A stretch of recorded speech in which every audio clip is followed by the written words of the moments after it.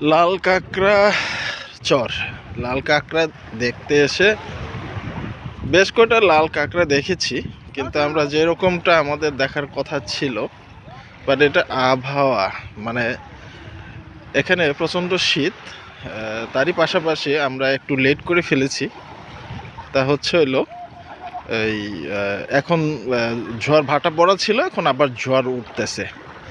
তো এই জন্যে লাল কাঁকড়াগুলি আজকে এই মানে আর মনে হয় না দেখতে পাবো।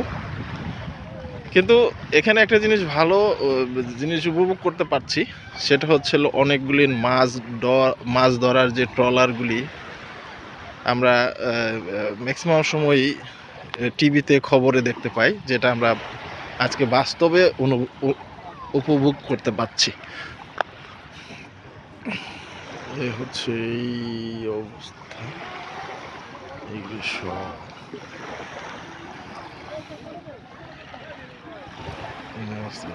পানির ঢেউ।